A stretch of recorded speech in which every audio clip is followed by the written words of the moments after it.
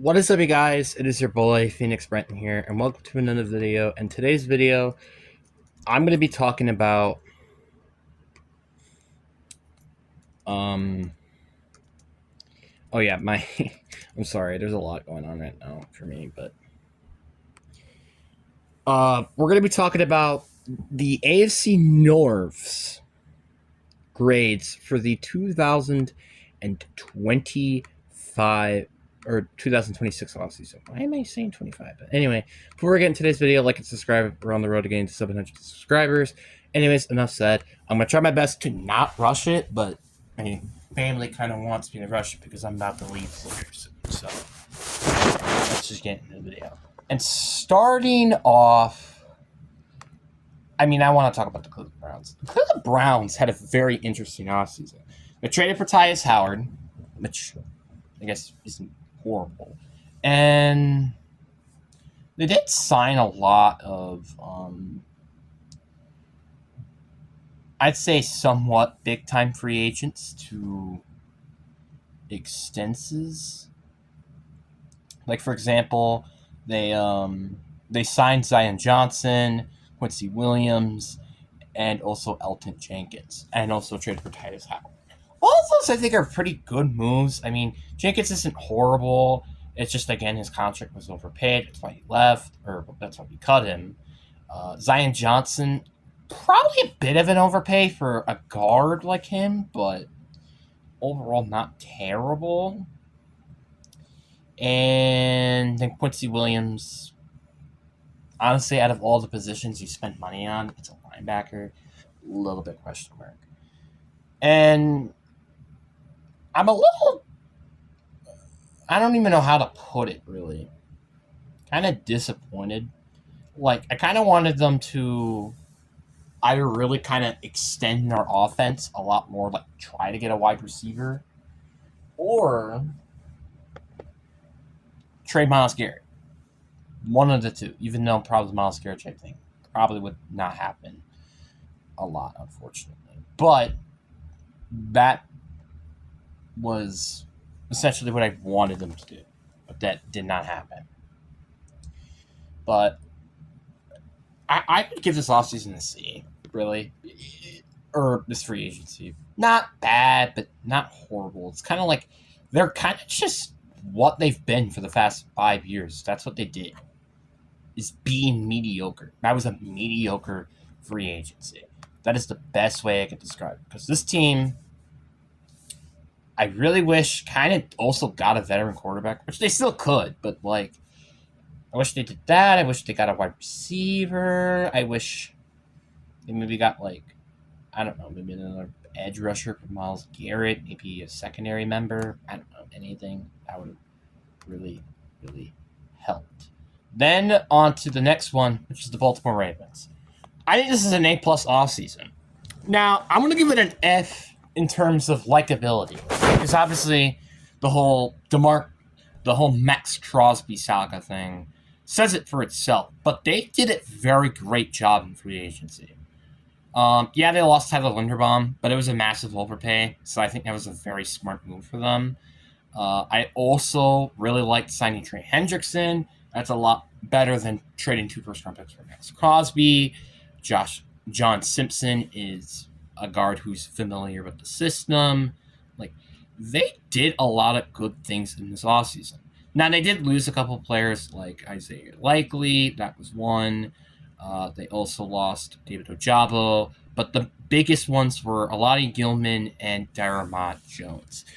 But they're not huge losses because you already, one, have great players there to replace them, or great players there already. Like Kyle Hamilton's the safety, and Trey Hendrickson is the guy who they replaced. That's why I kind of have to give it an A+.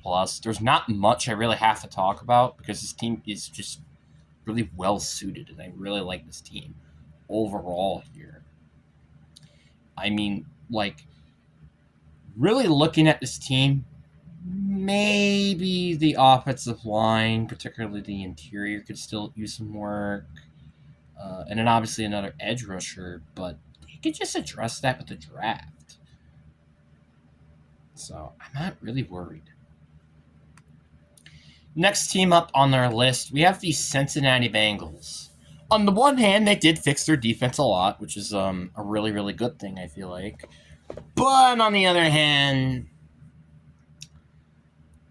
how much they fixed their defense, but in terms of also overpaying players, is not a good thing, in my opinion. Let's start off with Brian Cook. Brian Cook, I think, was a very good signing. I think it's not bad. Signing Josh Johnson as a backup quarterback isn't horrible either. Losing Cam Taylor-Britt isn't a huge loss, but it isn't terrible. But I got to talk about the Bafe Mafe signing. This is a horrible signing. To compare this, Trey Hendrickson's contract, I think, is miles better compared to Bafe Mafe. Listen, as a Seahawks fan, Bafe Mafe is not that bad, and he did not fit in Mike McDonald's system. I get that. But giving him a 3-year, $20 million a year annually is just not safe. That is very, very boom or bust. It could go either really well or really bad with that contract. And I feel like they did do a decent job fixing their defense, but they also lost a lot of players too, which I'm kind of concerned about. Like maybe like Josh Unsla wasn't terrible necessarily, but he was definitely okay for sure. Trey Hendrickson obviously is a huge loss, and also they lost Geno Stone. So, and I think one of the biggest frustrations is one, they did not fix the defense, I think, enough, which, yeah, they could just draft one. But then another thing as well is they did not fix their offensive line at all with this free agency. So I honestly kind of want to give this a D of a free agency. I'm not going to give it an F because I think the Brian Cook contract is pretty good, and I think it's a very smart move. But, one, this team pass rush is going to be significantly worse without Trey Hendrickson, which I feel like was definitely going to be the case until they did not fix their offensive line very well. The only reason why it's done an F is because of the Brian Cook signing, because it was actually arbitrarily good. And again, at least Bafe Mafe is something there. It's not great, but it's not horrible. And like you even could consider why not signing like a wide receiver or maybe an interior defensive. Well, actually, they did with Jonathan Allen. That was actually a pretty good move, which I don't know why that's not on this website. I just realized it's not on this website. Oh, that's interesting. I forgot about Jonathan Allen. I thought he signed like I think a very short deal, which actually was pretty good, actually. But I still feel like they need edge. They still need linebacker. Like they still need secondary. Like none of the free agency moves really did anything significant to fix this team. It felt like that is my biggest concern with this free agency. Then, last but not least, we had the Pittsburgh Steelers. This team is still interesting because I feel like it's too early to say what this team has done so far. But let's say hypothetically they do get Aaron Rodgers back. I'm just assuming he's going to be coming back. This is what they did. They kind of lost. I think Calvin Austin III is a little bit of a loss, to be honest. Darlon Savage is not a horrible signing. I don't think he's necessarily a bad player. Kenneth Gainwell, losing him, though, is also kind of huge. But they did sign Rico Dowell. They also lost Isaac Samano, which I think is actually a big loss. He had a great season that year. But they did get Jamel Dean. They got Juwan Brisker. They got Rico Dowell. I already said Jamel Dean. And they got Michael Pittman through that trade, which was insane.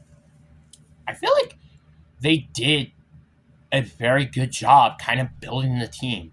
Now, maybe my only complaint here is the fact that they did not really fix their guard position at all. That might be my only concern with the free agency, which I'm not saying that they can't fix it through the draft. I think they can. But, I like the quarterback room. It's either Aaron Rodgers or Will Howell, and it kind of just depends on how you feel about Will Howell. I love their running back room, and I love the addition of Rico Dowdle. I do think Michael Pittman is an upgrade. I'm just a little questionable with he's kind of similar to DK Metcalf, but slower. Again, I think maybe their guards could use some work. I think that could be a potential thing to address. I like their interior defensive line. I like their edge rushers. I like their linebackers. I like their secondary. I'd say if the quarterback room is not as much as a question mark and their guards are fixed, and maybe add another linebacker, which could definitely could be plausible. I don't see this team could be really good next year. I feel like, in my opinion. Obviously, they could also add a wide receiver too, but I think it's going to be very interesting. I'm actually genuinely curious. I think out of all the teams now, I'm kind of curious to see what they're going to do with their pick because they're not interested in Ty Simpson. I don't think they're going to draft a wide receiver in round 1. So are they going to go draft like Manuel Mari or something? I don't know. It's a real big question mark. But anyways, guys, I really do hope you guys enjoyed this video. And next time you guys see me, I would be... Well, by the time I'm recording this, I already am back from up north, but I just wanted to record this ahead of time. And then the day after, I will be... Or Wednesday, I think, I will be done. I will be back and recording more videos. So, yeah, hope you guys enjoy. Deuces.